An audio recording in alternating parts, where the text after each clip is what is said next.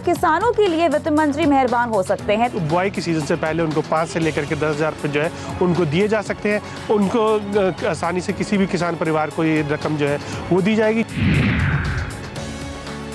6,000 रुपए प्रति वर्ष के हिसाब से देने का निर्णय सरकार ने किया है।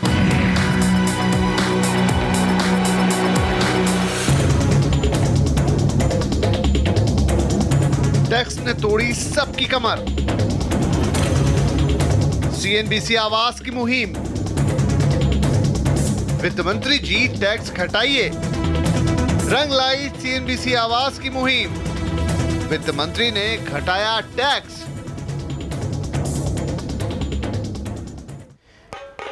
जहां पिछले 15-20 दिन से लगातार सीएनबीसी आवाज आपसे कह रहा था कि टैक्स घटा देना चाहिए वित्त मंत्री जी को, सीएनबीसी आवाज की मुहिम थी टैक्स घटाओ, तो देखिए इस बजट में वो सब हुआ जो आपके चैनल ने दरअसल सरकार के सामने रखा था। तो टैक्स घटाओ मुहिम हर्षदा रंग लाई, पूरी तरह से रंग लाई है। और आप कह सकते हैं ये मिडिल क्लास, ये गरीबों का बजट है और किसानों का बजट है। भले ही ये इलेक्शन के फ्लेवर में बजट आया है, लेकिन जो भी मांगे थी, खासकर मिडिल क्लास को राहत की जरूरत थी, हाथ में और पैसे की जरूरत थी, वो सब वित्त मंत्री पीयूष गोयल ने उनके नाम किया है। और उसका जोश ऑफ कोर्स मार्केट में हमने देखा। जश्न का सिलसिला, ये ढोल पीटने का सिलसिला आगे भी जारी रहेगा और उत्साह तो आज पार्लियामेंट में भी दिखाई दिया। लेकिन यहाँ से आगे बजट की बारीकियां क्या है, उसमें आपने आगे काम की बात क्या पढ़नी है, इस सब पर हम बात करेंगे। और ऑफ कोर्स हमारे साथ जुड़ेंगे ढेर सारे जानकार और मंत्री भी। बिल्कुल। और इस समय सीधे हम चलते हैं, जयंत सिन्हा साहब हमारे साथ जुड़ चुके हैं। सिन्हा साहब, स्वागत है आपका सीएनबीसी आवाज पर। आपको क्या कुछ बढ़िया लगा इस बजट में, बताइए सर।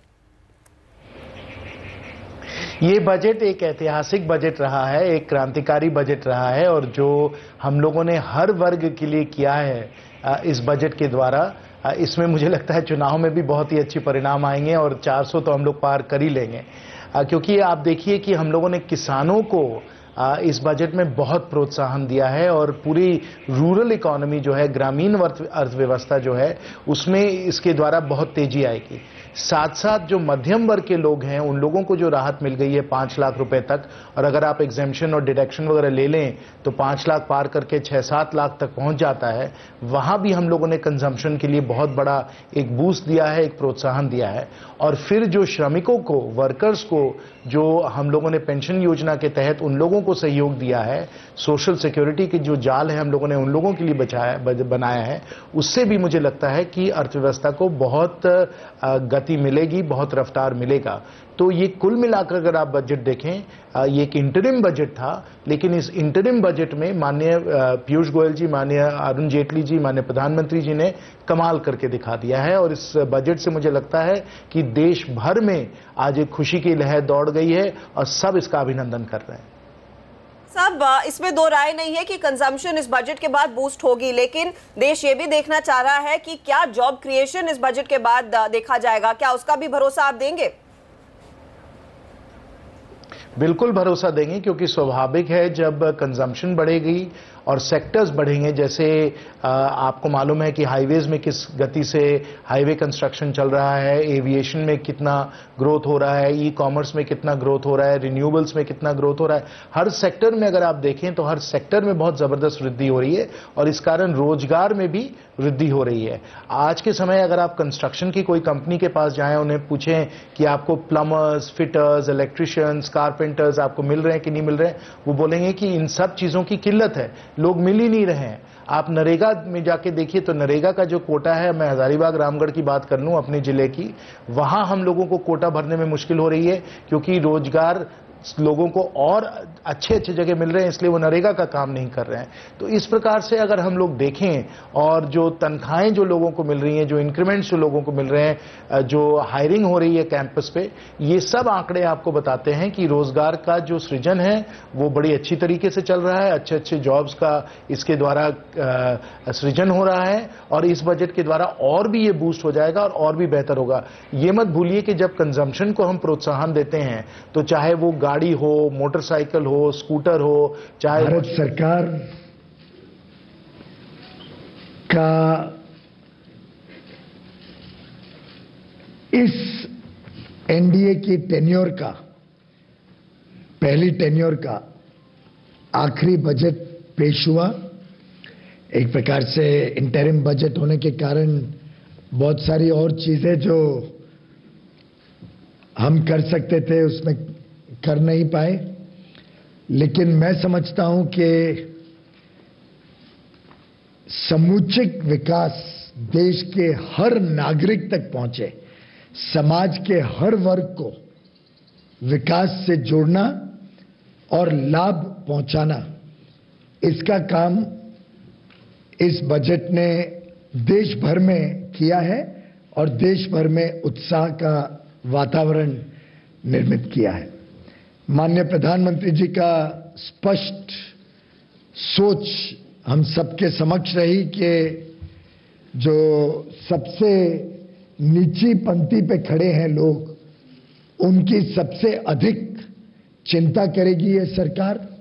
जो मध्यम वर्गीय परिवार हैं उनकी चिंता करेगी ये सरकार। और लगभग जो विषय आज बजट में उजागर करे गए वो एक प्रकार से समाज के हर वर्ग को छूने वाले विषय को हमने देश के समक्ष रखा। ये इंटरिम बजट की सबसे बड़ी विशेषता रही कि जो दो नई स्कीम इस सरकार ने तय की है, एक किसानों के लिए और एक अनऑर्गेनाइज सेक्टर, जो लोग काम करते हैं, लेबर, अनऑर्गेनाइज सेक्टर का जो कर्मचारी है, जो कामगार है, उनके लिए। देश के इतिहास में किसानों के लिए कभी इतनी बड़ी पहल आज के पहले नहीं हुई है। अगर हम देखें तो लगभग 12-12.5 करोड़ छोटे सीमांत किसानों तक लाभ पहुंचाना ये साधारण बात नहीं है। शायद कई बार बड़े बड़े खानदान के लोग एयर कंडीशन कमरों में बैठे समझ नहीं पाते हैं कि जिसके पास आधा एकड़ है, 1 एकड़ है, 1000 मीटर जमीन है,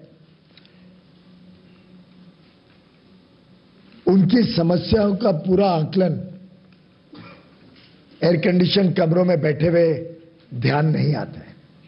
प्रधानमंत्री श्री नरेंद्र मोदी जी ने वास्तव में जमीन पे देखा है किस प्रकार की कठिनाइयां, किस प्रकार की परेशानियां छोटे और सीमांत किसानों की रहती है, और उसको मद्देनजर रखते हुए 6,000 रुपए प्रति वर्ष हर उस किसान को मिलना, हर उस किसान परिवार को मिलना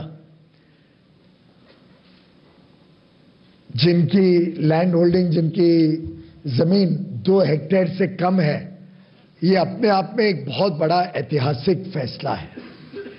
इसको हमने 1 दिसंबर 2018 से ही लागू कर दिया है और 3 किश्तों में जैसे जैसे 3 क्रॉप्स होते हैं, 3। आप सुन रहे थे वित्त मंत्री पीयूष गोयल साहब को। लेकिन एक बार बाजार पर नजर रखिए। बैंक निफ्टी अब दिन के निचले स्तर पर है, करीब करीब 180 पॉइंट नीचे। मिड कैप इंडेक्स एक बार लाल निशान से हरे निशान में आया। तो बाजार ने पूरी जो बढ़त थी वो दरअसल गवा दी है। और अब देखिए गिरने वाले शेयरों की संख्या ज़्यादा हो गई है, पहली बार दिन में बढ़ने वाले शेयरों के मुकाबले। 10,980 के आसपास हर बार बाजार जब जाता है तो वहाँ पर नर्वस होता है, और आज भी देखिए बिल्कुल वैसा ही हुआ। बढ़िया तेजी देखने को मिली, ध्यान रखिए। और कल भी बाजार में एक अच्छी रैली देखी गई थी। 650 पॉइंट से ज़्यादा कल सेंसेक्स में तेजी बनी थी, और उसके बाद आज भी जब तेजी बनी तो थोड़ी बहुत प्रॉफिट बुकिंग देखने को मिली है। वादा साहब, आप कैसे देखते हैं मार्केट के इस रिएक्शन को? मुझे लगता है कि मार्केट ने फिस्कल डेफिसिट के नंबर को पूरी तरह से या ना समझा है या समझने के बाद बिलीव नहीं किया है। ओके। क्योंकि देखिए ऐसे है कि वित्त मंत्री ने कहा है कि 23% बढ़त होगी जीएसटी कलेक्शन में। इस साल अगर आप देखिए तो अब तक 6% हुई है। जीएसटी का रेट कम कर दिया गया है और कहा गया है कि आगे चल के भी 28 के जितने भी आइटम्स हैं वो सब 18 पे ले आएंगे। सही है।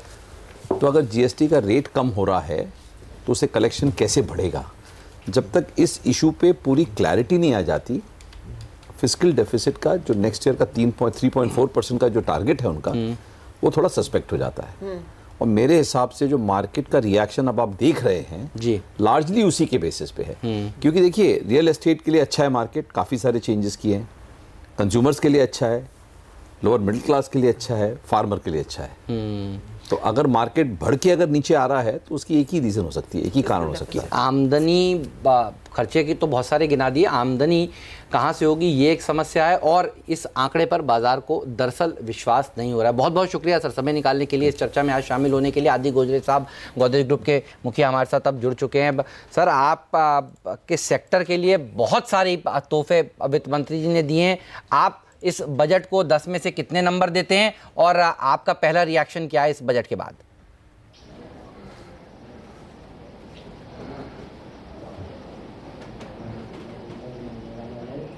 गोदरेज साहब आपको आवाज पहुंच रही है?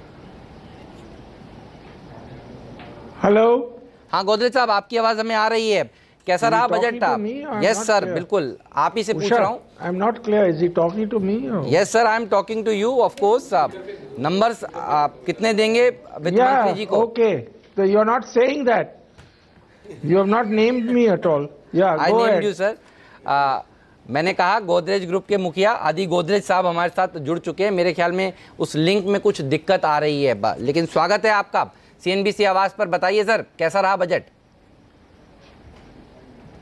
यह बजट अच्छा था। मैं समझता हूं कि इकोनॉमी पे काफ़ी फ़ायदा रहेगा ये बजट से।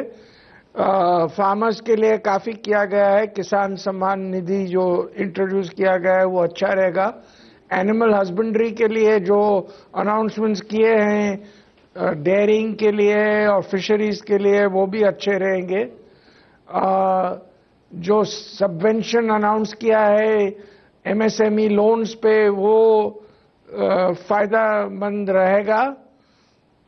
फिस्कल डेफिसिट जो 3.4% पे पैक की गई है वो इकोनॉमी के लिए अच्छा रहेगा।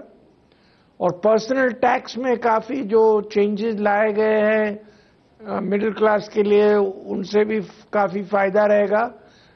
लोग की आमदनी बढ़ेगी और कंजम्पशन उससे बढ़ेगा। और जो रियल एस्टेट के लिए जो अनाउंसमेंट किए गए हैं वो भी फायदामंद है। तो मैं समझता हूं कि ये अच्छा बजट है।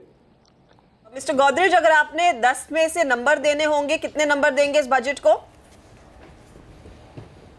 8। और आपको पूरी उम्मीद है कि कंजम्पशन जो थोड़ी सी धीमी पड़ने की चिंता थी इस बजट के आने के बाद वो पूरी बूस्टर डोज मिलेगा कंजम्पशन को? कंजम्पशन को फायदा रहेगा। मैं समझता हूँ कंजम्पशन बढ़ेगा। अच्छा सर, इस बजट में जो भी कुछ किया गया है, और अभी अभी हम बात कर रहे थे जयंत सिन्हा साहब से, उन्होंने तो अपने स्टेटमेंट का पहला लाइन ही ये कहा कि इससे वोट भी खूब मिलेंगे। आपको लगता है ये बजट इलेक्शन में भी मदद करेगा? और दरअसल ये इलेक्शन बजट ही था। मैं पॉलिटिकल कमेंटेटर नहीं हूं तो मैं इस बात पे कमेंट नहीं कर सकूंगा। नहीं सर, बहुत हाँ।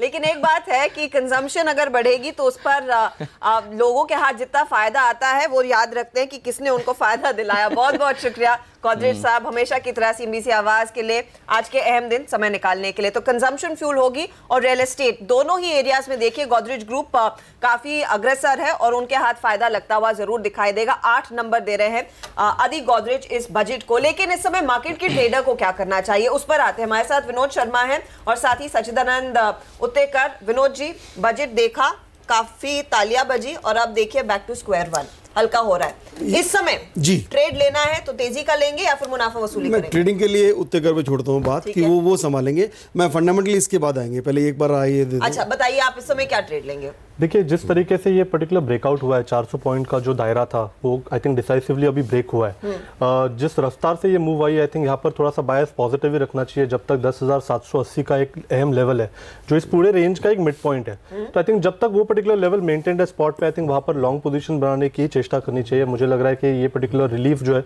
ये रैली आई थिंक एक्सटेंड हो सकती है 11,080 तक ऑन द स्पॉट।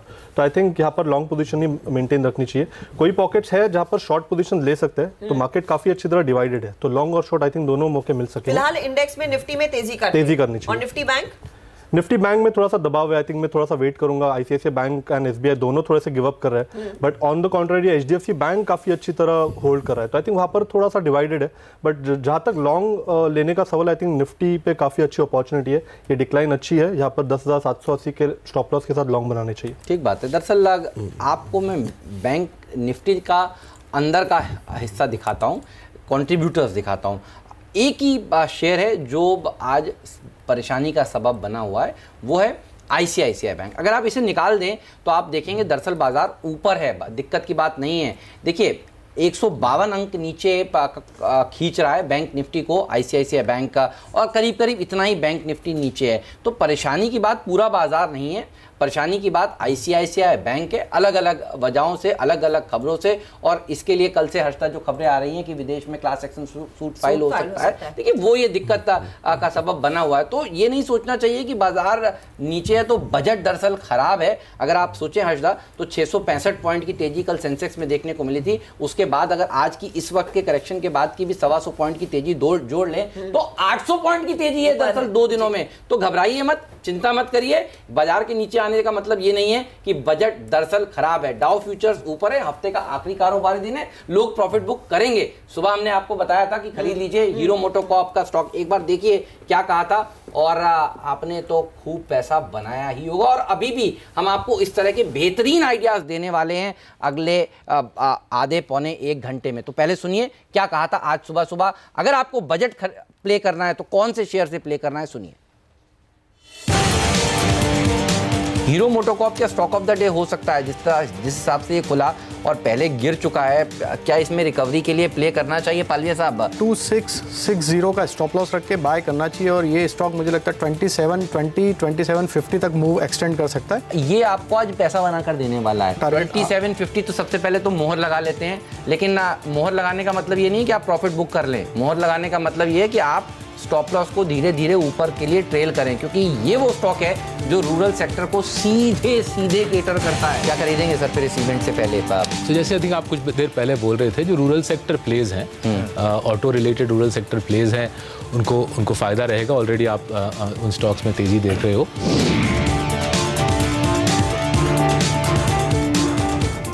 तो 2750 का भाव आपने देखा किस तरह। आपको सुबह सुबह आज बाजार खुलते ही कहा कि ये शेयर खरीद लीजिए और आपने उसके बाद देखा 2840 तक के लेवल्स देखने को मिले और अभी भी 2800 के करीब हीरो मोटोकॉर्प का स्टॉक का कारोबार कर रहा है। तो जहां जब आपने खरीदा इस स्टॉक को तो आपने देखा किस तरह के रिटर्न्स देखे गए और सारे के सारे ऑटो शेयर देखिए किस तरह दौड़ लगा रहे हैं। ऑटो सेक्टर कहा था सेक्टर ऑफ द डे होगा हर्षदा, और हुआ भी। और 2 दिन से हम कह रहे हैं कि यहाँ पर पूरा एक्शन बनता हुआ दिखाई देगा। 2 व्हीलर कंपनियों में जोश देखने को मिलेगा, वो देखा गया है।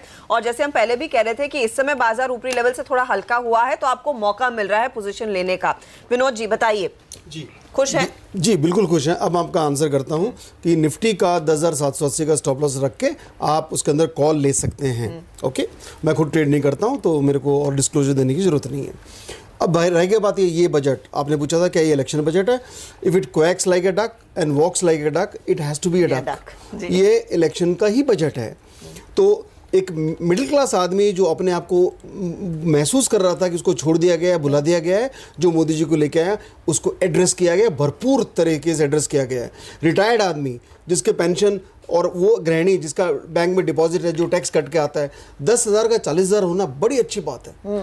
और ऊपर से जो किसानों को दिया गया है, तो ये जो अगर हम देश को कुछ कीमती पे करनी है एक फिजिकल डेफिसिट की, तो एक मिलीजुली सरकार आए, उसके बनिस्बत एक अच्छी सरकार नहीं आए जो आगे चल के देश में इतनी अच्छी तरक्की कर सके कि इनका फिजिकल इनको किसानों की सेवा भी करे और फिजिकल डेफिसिट भी कम करे। तो मैं ये समझता हूं ये जो बजट है ये मोदी जी का वो सपोर्टर है जो अभी तक दिख नहीं रहा था, अचानक दिख कर आ गया है। और वो सारे के सारे जितने भी जो इलेक्शंस को फॉलो करते हैं उन्होंने इसको नकारात्मक दृष्टि से अभी तक देखा था, अब वो मजबूर हो जाएंगे इसको, इस एग्जिस्टेंस को देखने के लिए। और वो मैं समझता हूं कि ये एक नया हाई मार्केट इलेक्शन से पहले बना सकता है। हालांकि बोला है सर ने पहले, पर हम साल के पहले भी बोल चुके हैं। बात है, लेकिन आप भी लगातार बुलिश ही रहे हैं, इसमें कोई दो राय नहीं है। और दमानी साहब ने जो बोला है एक बार सुना देते हैं। बजट खत्म होते ही पहला जो रिएक्शन था जो दमानी साहब ने हमें दिया, आइए सुनिए। बाजार ने शायद कल एक इंटरमीडिएट बॉटम बना चुका है। कल बाजार 500 पॉइंट बढ़ गया, आज वापस उस पर बढ़ चुका है बाजार। मेरे ख्याल से बाजार before the general election should go and test the all-time high of the Nifty, which is about 800 points away now. ये तेजी होगी, घबराइए मत, डरिए मत। DHFL के स्टॉक में जिस तरह से करेक्शन देखने को मिल रही है, जिस तरह से वेदांता के स्टॉक में करेक्शन देखने को मिल रही है, बाजार का जो वर्डिक्ट है वो साफ है। जहां जहां कॉर्पोरेट गवर्नेंस के इश्यूज होंगे उनको नकारा जाएगा और जहां जहां अच्छे कॉर्पोरेट गवर्नेंस के स्टांसेस होंगे, हीरो मोटोकॉर्प देख लीजिए, जुबिलेंट फूड वर्क्स देख लीजिए, मारुति देख लीजिए, उन सब को खरीदा जाएगा। तो आज तो बिल्कुल साफ है, बाजार ने अपना वर्डिक्ट दे दिया है और हम आपका वर्डिक्ट भी सुनना चाहते हैं। हमने तो आपको बता दिया बजट अच्छा है, लेकिन आपको दरअसल कैसा लगा बजट, तो आपकी राय भी बहुत महत्वपूर्ण है। अभी जाइए CNBC आवाज के ट्विटर हैंडल पर और हमारा सवाल आपसे यही है, बहुत सिंपल सा सवाल है, कैसा लगा बजट आपको? बढ़िया लगा तो बताइए। जी हाँ, और ये हमारा ट्विटर हैंडल, क्या आप इस बजट से खुश हैं? हाँ या ना में सीधा जवाब दें। हम तो कह रहे हैं कि बाजार को खुश किया है इस बजट ने और आपको मौका भी दे रहा है मार्केट पोजीशन लेने का। ट्विटर हैंडल CNBC आवाज पर फटाफट जाएं और पार्टिसिपेट कीजिए इस पोल में। चलिए अब सवाल पूछते हैं हमारे जानकारों से कि इस समय क्या ट्रेड लिया जाए। एक दो काउंटर्स आपको दिखा दें जिनकी तस्वीर बहुत बुरी तरह से बिगड़ती दिखाई दे रही है। उसमें दीवान हाउसिंग लगातार टूट रहा है, आज फिर गया ये काम से शेयर, इसमें भारी गिरावट और 20% का नुकसान आ चुका है। दीवान हाउसिंग इस समय का सबसे बड़ा एक्सीडेंट आप इसे कह सकते हैं। कुछ देर पहले हेमंत ने कहा था ICICI बैंक जैसे स्टॉक्स भी है जहां पर मंदी देखने को मिल रही है। हेमंत, आपका तो टारगेट 150 का था, वो उसके नीचे कारोबार कर रहा है दीवान हाउसिंग। DHFL, तो और ये था करीब 6 महीने पहले। जी मुझे याद है एग्जैक्टली, इसीलिए मैंने कहा कि लोगों को याद दिला दे कि हमने आपको क्या कहा था। स्थिति बहुत ज्यादा बिगड़ गई है, शेयर से दूर रहे। सचिदानंद, नए टारगेट्स क्या उभर कर आ रहे हैं और क्या अभी भी लोगों को शॉर्ट करने का? और आज सुबह कहा था 2 डिजिट में आ सकता है, तो 2 डिजिट में आने के बाद अगला टारगेट बताइएगा क्योंकि 101 का लो है।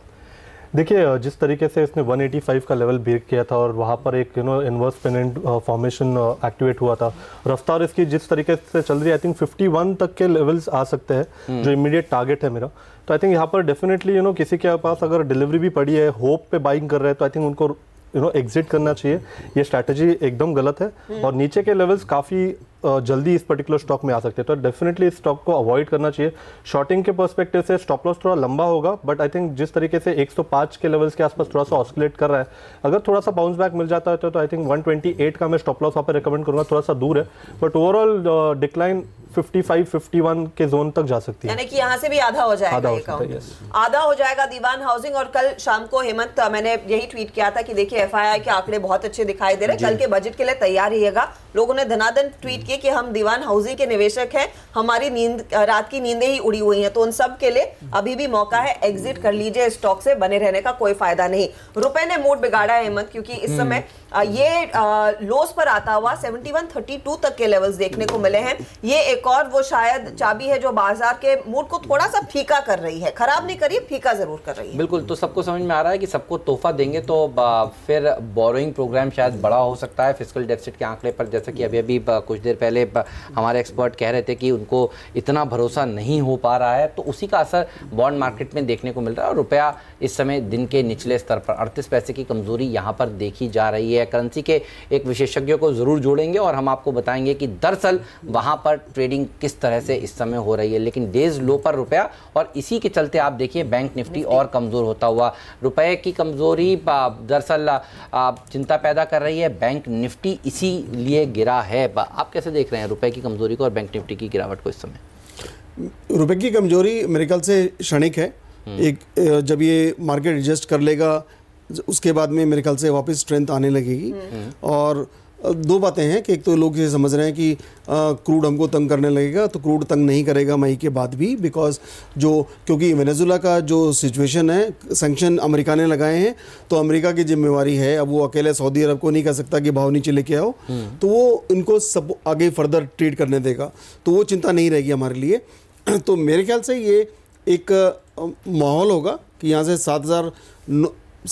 10,780 ये बॉटम है, वहाँ पे अगर इस तरह के आसपास अगर निफ्टी आता है तो बाकायदा इसको लॉन्ग करें, शॉर्ट में जाने की जगह मुझे तो नहीं दिखती। अगर आपने इस समय 2 स्टॉक खरीदने हो शर्मा जी, वो कौन से रहेंगे? एक तो मैं आईटीसी खरीदूंगा, एक तो उसके अंदर हमेशा ये डर रहता है, जीएसटी आने के बाद वो डर है नहीं, और इसका जो पीई है वो आगे इम्प्रूव होगा क्योंकि कंजम्पशन तो ओवरऑल बढ़ने वाला है।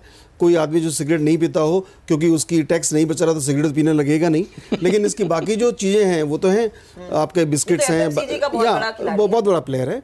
तो ये, और दूसरा अब ये 28 को जब आप 18 पे लेके आएंगे तो उसमें कोई जगह बचती ही नहीं इसके अंदर कोई खास और नुकसान करने की। तो मेरे ख्याल से इसको भी आप लेंगे तो आपको 20 से 25% की रिटर्न साल भर में इसमें मिल सकती है। बिल्कुल। और हमारे साथ इस समय कोलकाता से रजत बोस साहब भी जुड़ चुके हैं। रजत जी, बढ़िया तेजी और उसके बाद ऊपरी स्तरों से गिरावट लीड कर रहा है बैंक निफ्टी, मार्केट को किस तरह से रीड कर रहे हैं आप? देखिए, बजट के दिन हम लोग ये चित्र बहुत बार देखे हैं कि शुरू में बहुत ही उछाल, उसके बाद में फिर सेकेंड हाफ में स्पेशली 1 बजे के बाद में बिकवाली चालू होता है और उसमें नीचे की तरफ बंद करता है। इस बार एक चीज़ बोलना चाहिए, देखिए बजट होने के बाद में एक चीज़, बजट होते हुए हम लोग एक चीज़ देखे हैं कि निफ्टी और बैंक निफ्टी दोनों अपना मेजर रेजिस्टेंस लेवल के पास पहुंच गया। 10,983, 10,985, 10,987 पिछले 1 महीने का चार्ट देख लीजिए, 1 महीना या 2 महीना, उसमें 3 बार ये तीनों लेवल टच किया, लास्ट आज भी टच किया, तो उसको ऊपर वो पार नहीं करके सस्टेन कर पाया, तो वहाँ से बिकवाली आया। अभी जो देखना चाहिए वो ये है कि 10,730 का लेवल टूट के ये नीचे जाता है या नहीं, क्योंकि उसी के आसपास में अपना 200 एक्सपोनेंशियल मूविंग एवरेज है। और जहाँ तक बैंक निफ्टी का सवाल है, 27,500 से 27,600 निफ्टी, बैंक निफ्टी फ्यूचर्स का बात कर रहा हूँ मैं, उसके लिए तो वो तगड़ा रेजिस्टेंस लेवल था ही। तो अभी हम जो देखना चाहेंगे कि नीचे जब जाएगा तो वो 27,000 तोड़ के 26,800 भी तोड़ देता है या नहीं। अगर 26,800 तोड़ दे तो मानेंगे कि इस बार का रैली एक बार खत्म हुआ, वो फिर नीचे जाके सपोर्ट लेने का चेष्टा करेगा। लेकिन जब तक 26,400 भी टूट नहीं जाते हैं तब तक हम बोलेगा कि ये रेंज बाउंड था, रेंज बाउंड ही रहेगी। इस समय लेकिन यस बैंक कब बिखरने लगा है, 4% की गिरावट आ चुकी है। स्टेट बैंक ऑफ इंडिया से दबाव और दूसरे ऑफ कोर्स आईसीआईसीआई बैंक और एक्सिस बैंक जैसे स्टॉक से जो तोड़ भी रहे हैं निफ्टी बैंक को लगभग 250 पॉइंट नीचे, और जो 27,000 टूटने की आप बात कर रहे हैं रजत, वो हो सकता है। रुपी एक बहुत बड़ा फैक्टर है। अभिषेक गोयनका हमारे साथ जुड़ गए हैं। अभिषेक गोयनका, बताइए कैसे पढ़ रहे हैं, बॉन्ड यील्ड ने कैसे रिएक्ट किया है इस फिस्कल डेफिसिट के आंकड़े को देखकर, और रुपी क्या उसी वजह से टूट रहा है? हाँ जी, तो बॉन्ड यील्ड्स थोड़े ऊपर बढ़ गए हैं बिकॉज ओवरऑल फिस्कल डेफिसिट जो कि इन्होंने कहा है कि भाई it will be contained, but market उसका पॉजिटिव नहीं ले रहा है, तो वो इम्पैक्ट हमें रुपया में भी दिख रहा है, बॉन्ड यील्ड्स में भी दिख रहा है, और अब इक्विटी मार्केट्स में भी दिख रहा है। तो ये जो भारी सेलिंग आई इक्विटी मार्केट्स में, और उसके हिसाब से ये तीनों चीज़ें साथ में चल रहे हैं, तो मेरे ख्याल से रुपये का इस समय तो रेंज ब्रॉडली 71-71.5 है, बट अगर 71.5 का रेंज टूट जाता है जो लास्ट कई दिनों से होल्ड कर रहा है, तो फिर हमें 50-60 पैसे का मूवमेंट और नजर आ सकता है रुपए में। क्या रेंज आप देखेंगे यहाँ से आगे वर्स्ट केस सिनेरियो में? क्या फिर ये 71-80 की तरफ जाएगा? हाँ, तो ब्रॉडली हमने इस क्वार्टर का रेंज करीब 70 रुपए से 73 रुपए का दिया है। मेरे ख्याल से रुपए में वीकनेस आएगी, किंतु 73 रुपए का लेवल प्रोटेक्ट रखना चाहिए रुपए में। बट अगर इक्विटी मार्केट्स में जो इतनी बड़ी रेंज बाउंड मूवमेंट हो गई है कई 2-3 महीनों से, अगर वो मूवमेंट अगर नीचे की तरफ टूटती है और बॉन्ड यील्ड्स भी अगर ऊपर कंटिन्यू रखते हैं, तो मेरे ख्याल से 72.5-73 का लेवल नजर आ सकता है। टू हाफ 73, यानी यहाँ से 1 रुपया बल्कि ज़्यादा कमज़ोरी देखने को मिल सकती है। और देखिए वही नज़र आ रहा है। शुक्रिया आपका इस जानकारी के लिए अभिषेक। 300 पॉइंट नीचे bank Nifty, mid cap index 60 point नीचे, सेंसेक्स निफ्टी लाल निशान में। तो बॉन्ड यील्ड्स बढ़ी हैं, तो आपकी नज़र होनी चाहिए पीएसयू बैंक सूचकांक पर। और अब आप देखिए ये है करीब 0.4% नीचे। तो बॉन्ड यील्ड्स बढ़ने का मतलब पीएसयू बैंकों के लिए ख़राब खबर। और देखिए सबसे ज़्यादा गिरने में अगर कोई बैंक्स हैं तो बैंक ऑफ इंडिया है। ये 3 दिन से चल भी गया था इसी एक्सपेक्टेशन में हर्षदा कि ये जल्द ही पीसीए से बाहर आएगा, आया भी, लेकिन अब देखिए 10% की गिरावट। कैनरा बैंक देखिए 6% नीचे, पीएनबी देखिए 4.5% नीचे, इलाहाबाद बैंक 4% नीचे, एसबीआई नतीजों के बाद सबको लग रहा था नंबर्स अच्छे आएंगे, तो नतीजों के बाद प्रॉफिट बुकिंग 4% नीचे। तो पीएसयू बैंकों ने जोर से हिट लिया है। लेकिन देखिए एक खबर का क्लैरिफिकेशन आपके लिए आ गया है। इनकम टैक्स के स्लैब में इस बार कोई भी बदलाव नहीं हुआ है, लेकिन जिनकी इनकम 5 लाख तक है सिर्फ उन्हें ही टैक्स में इस बार छूट मिलने वाली है। खुद रेवेन्यू सेक्रेटरी अजय भूषण पांडे साहब ने सीएनबीसी आवाज से बजट के बाद बात की और ये सफाई दी। इसको सुनिए, ब्रेक लेते हैं, फिर हाजिर होते हैं। 5 लाख तक का आपने जीरो रखा है, उसके ऊपर वाले स्लैब में किस तरह के बदलाव किए जा रहे हैं? देखिए, स्लैब में कुछ बदलाव नहीं किया गया है। जो जिनका इनकम 5 लाख तक टैक्सेबल इनकम है उनको फुल रिबेट दिया जाएगा, जिससे उन्हें कोई टैक्स भरने की ज़रूरत नहीं पड़ेगी। लेकिन इसके साथ ही यदि वो अपना अगर 80C में कुछ अगर इन्वेस्टमेंट करें तो उनको 6.5 लाख तक जिसका इनकम है उन्हें भी कुछ टैक्स भरने की जरूरत नहीं है। बाद वाले स्लैब में अब उसके बाद में तो जो निर्धारित स्लैब है के हिसाब से जो टैक्सेशन है वो उतना तो लगेगा। उसमें कोई किसी भी तरह कोई बदलाव नहीं किया गया? उसमें किसी तरह की कोई बदलाव नहीं है।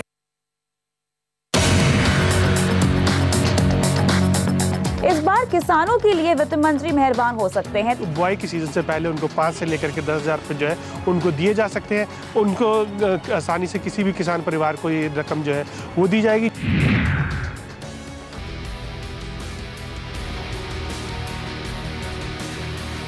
बाजार में पिछले 10-15 मिनटों में बिकवाली बढ़ती हुई 300 अंक गवा चुका है निफ्टी बैंक। इस बीच 26,960 के लेवल्स पर आ गया है और निफ्टी पर भी दबाव। देखिए, निफ्टी हमेशा 10,950 के आसपास अटकता है।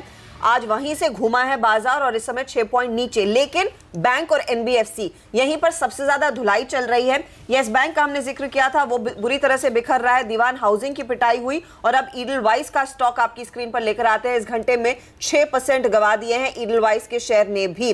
तो ये सभी वो शेयर हैं जो बाजार को और निफ्टी बैंक पर लगातार प्रेशर डाल रहे हैं और मूड बिगाड़ रहे हैं। सच्चिदानंद हमारे साथ है, रजत बोस हमारे साथ है, आगे संदीप जैन को भी जोड़ेंगे। इस घंटे आपने सिर्फ और सिर्फ ट्रेड करना है।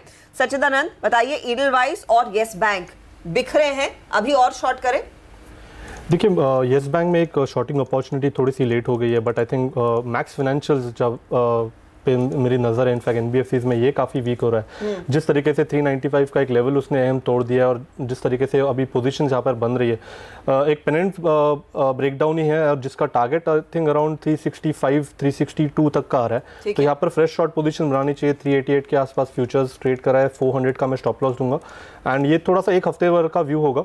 मुझे लग रहा है यहाँ पर काफ़ी बड़ा अंडर परफॉर्मेंस आ सकता है और स्टॉक बहुत ही जल्दी एक हफ्ते के अंदर ये पर्टिकुलर लेवल्स अचीव कर देगा 365 के। बिल्कुल कमज़ोर शेयर है, पिछले कई दिनों से देखिए वीकनेस इसमें देखने को मिल रही है। अभी के अभी यहाँ पर शॉर्ट करने के मौके नज़र आ रहे हैं। रजत सर, आपको भी लग रहा है कमज़ोर है, बेचें? देखिए, येस बैंक जब 187 का लेवल टूट के नीचे आ रहा है तो ये 180, 174 यहाँ तक भी जा सकता है। और ऐसा भी कोई भी फाइनेंस कंपनी या बैंक हो जिसको कि वीक माना जाता है, वो इस माहौल में नीचे जाएगा ही। ऐसा ही सोच के आप शॉर्ट ट्रेड ले सकते हैं। अगर आप यहाँ पे शॉर्ट ट्रेड लेंगे तो 188 के ऊपर में स्टॉप लगा के खेलिए। और मैक्स के बारे में बताइए। येस पे तो आपका व्यू है ही कि यहाँ पर शॉर्ट पोजीशंस बनानी चाहिए, लेकिन मैक्स फाइनेंशियल्स को अपनी स्क्रीन पर लाइए। यहाँ पर भी आपको लग रहा है क्या कमजोरी हो सकती है और कितनी?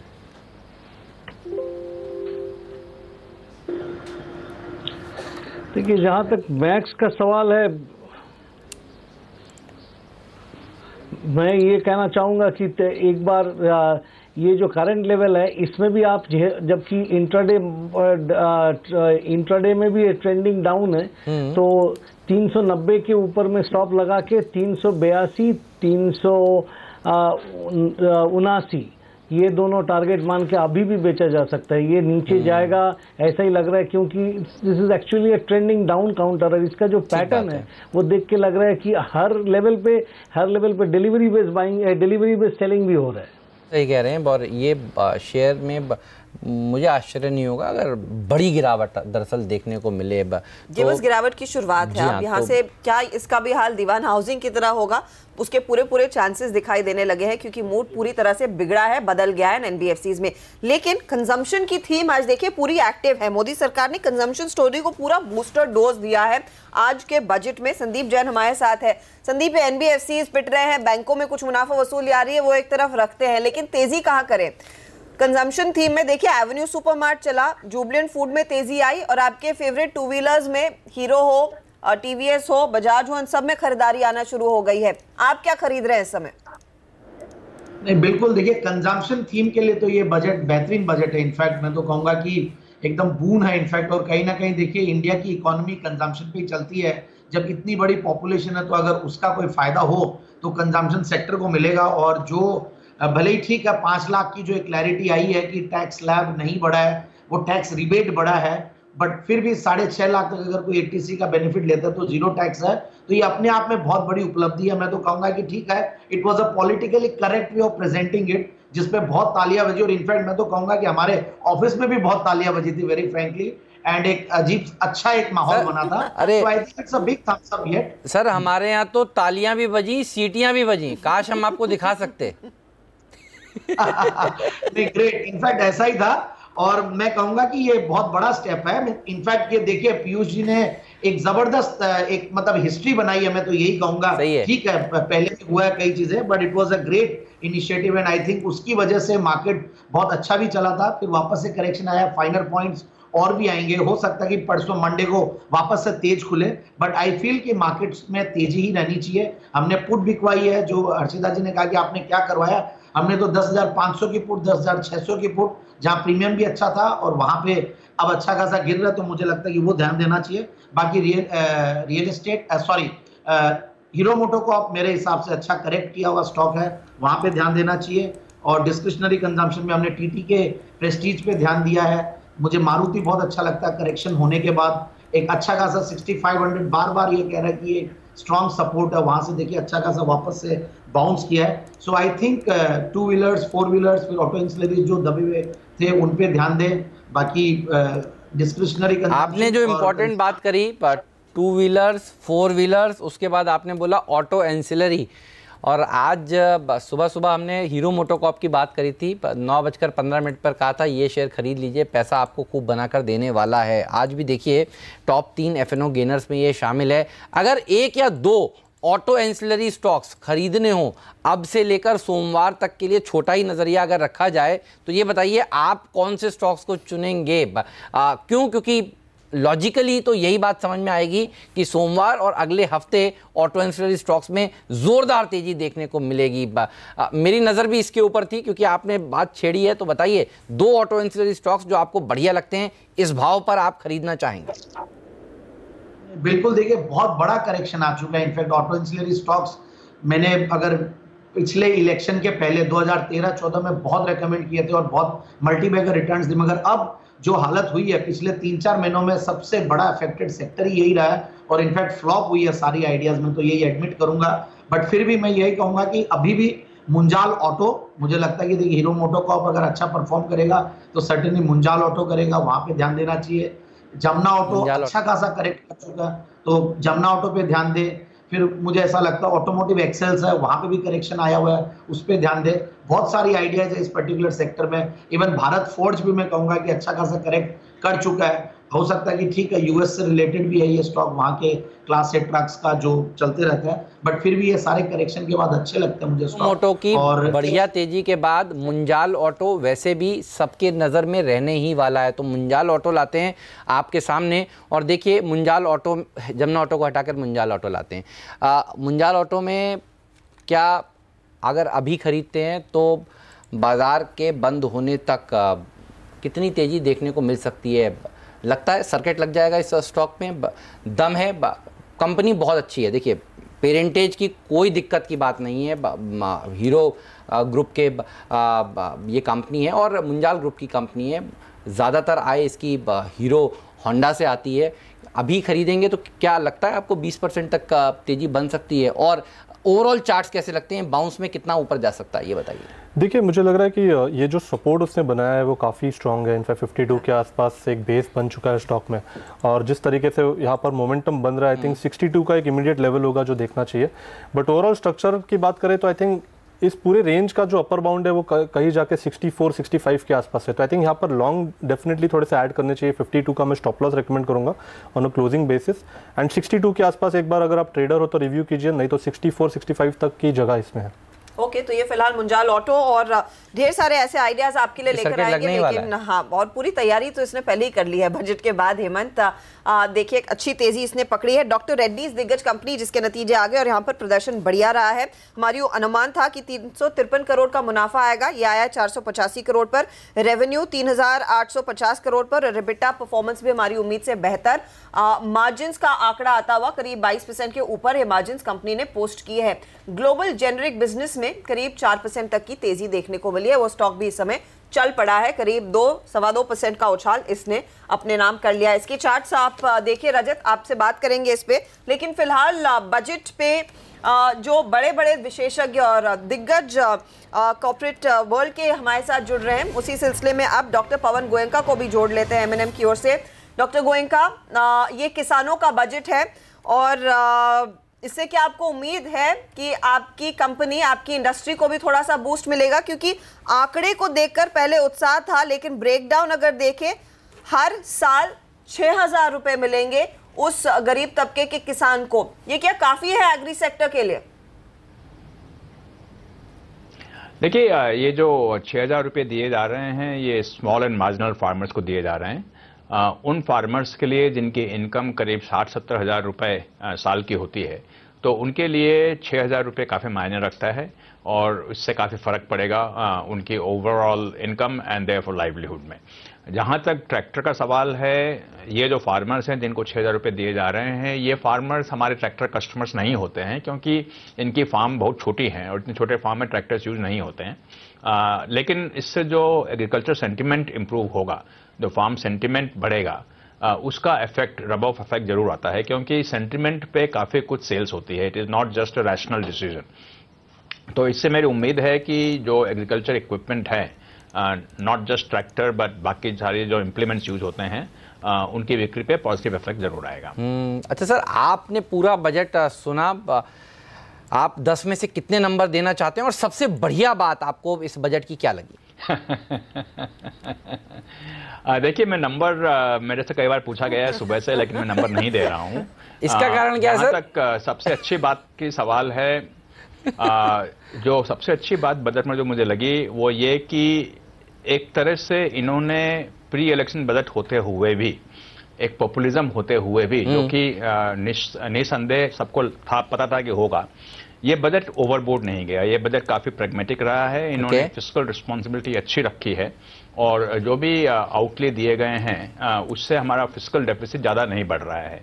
तो 5.4% जो हमारा फिस्कल डेफिसिट है, दैट इज क्वाइट मैनेजेबल, और इस तरह से बजट अच्छा रहा। लेकिन इससे भी अच्छी बात जो मुझे लगी बजट में वो ये थी कि एक 10 पॉइंट एजेंडा जो फाइनेंस मिनिस्टर ने रखा सामने हमारे, जो कि 2030 में हम भारत को कहां देखना चाहते हैं, वो एक तरह से हमारी स्ट्रेटेजी बन गई, देश की स्ट्रेटेजी बन गई।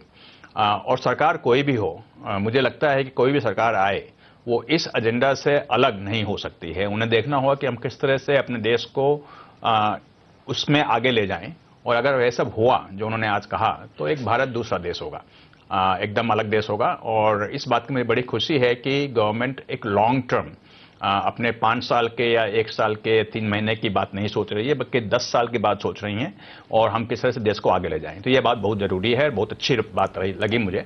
और उन्होंने सब चीज़ों को कवर किया जिससे कि भारत एक डेवलप्ड कंट्री, एक प्रॉस्परस कंट्री, एक कंट्री जिसमें अच्छी क्वालिटी ऑफ लाइफ हो, बन सके। बिल्कुल, बहुत बहुत शुक्रिया सर समय निकालने के लिए, CNBC आवाज़ पर आने के लिए। बजट बढ़िया है, आपके सेक्टर की सारी कंपनियों में ज़बरदस्त जोश भर चुका है इस बजट के बाद। डॉक्टर रेड्डीज़ के नतीजे भी देखिए बढ़िया नज़र आ रहे हैं। 334 करोड़ रुपये से मुनाफा दरअसल बढ़ गया है और आय में भी 3850 करोड़ की निकल के आई और 2% मजबूत है ये स्टॉक भी। भसीन साहब हमारे साथ जुड़ चुके हैं IIFL के। भसीन साहब, स्वागत है CNBC आवाज़ पर। कैसा लगा बजट सर आपको? बहुत बढ़िया, सारे क्षेत्र में और सारे लोगों के लिए उन्होंने बहुत ही अच्छे, हर चीज़ में उन्होंने ध्यान रखा है, चाहे वो वीक सेक्शन हो या सैलरी क्लास हो, और साथ में लिमिटेड स्पेस से उन्होंने काफ़ी कुछ किया है, चाहे वो सबवेंशन हो, हाउसिंग लोन हो, और जिन्हें हमें पता है कि दिक्कत है अनबिल्ट हाउसेज और कंप्लीशन, वहाँ सब उन्होंने काफ़ी रिलीफ दिया है। तो I would say 9 on 10 on this budget. और मुझे काफ़ी उम्मीद है कि शेयर बाज़ार यहाँ से बहुत अच्छा होएगा, और जैसे आपको कहा है आज नहीं तो अगले हफ्ते 11,000 का निफ्टी को दर्शन ज़रूर होने चाहिए। ओके, तो आप कह रहे हैं कि यहाँ से आगे हायर ग्राउंड पर हम जाएंगे, 11,000 आएगा। आज भले ही उस आंकड़े से हम चूक गए हो, लेकिन आगे ढेरों मौके मिलेंगे और ऑफ कोर्स वो क्रेडिट पॉलिसी भी तो आएगी, जिसमें उम्मीद तो यही है कि शक्तिकांता दास नए RBI गवर्नर भी कमाल दिखाएंगे और वो रेट कट का अनाउंसमेंट होगा। ये सब बाजार धीरे धीरे करके फैक्टर इन करेगा। देखिए 300 पॉइंट नीचे था निफ्टी बैंक, वहां से 150 पॉइंट की रिकवरी तो आ ही गई है। अब सिर्फ 150 अंकों की गिरावट रह चुकी है। चलिए लेंगे एक ब्रेक के बाद आपको बढ़िया आइडियाज बताएंगे जो इस समय आपने लेने हैं, ठीक बाजार की चाल समझकर और उसकी नब्ज पकड़कर। हेमंत का हिट आपके लेकर आएंगे और ढेरों दूसरे स्टॉक्स भी। आप बने रहिए CNBC आवाज के साथ।